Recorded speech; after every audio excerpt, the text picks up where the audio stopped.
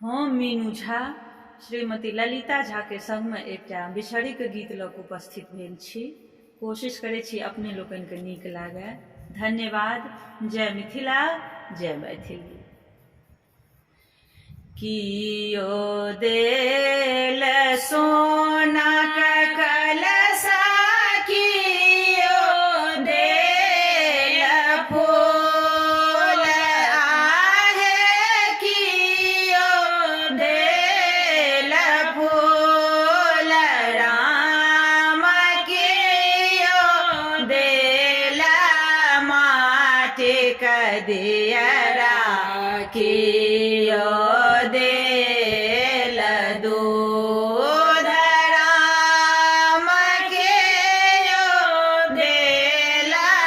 माटी के दियरा, कियो देल दूध सोनरा, देल सोना के कलशा,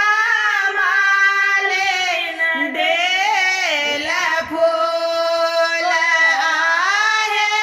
मालिन देल फूल राम, कुम्हरा देल माटी के दियरा, सेवक देल दूध राम, कुम्हरा देल माटी के दियरा,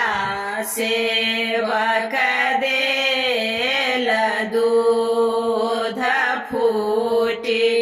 गेल कलशा, सुखाए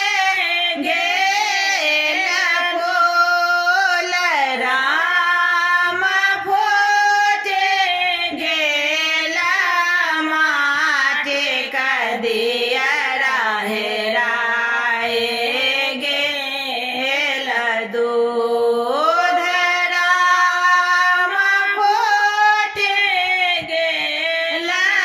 माटी के दियरा, हेराए गेल दूध आनी देब कलशा, बिसहरि आनी देब फूल राम, आनी देब माटी के दियरा, आनी देब दूध राम, आनी देब माटी के दियरा, आनी देब दूध,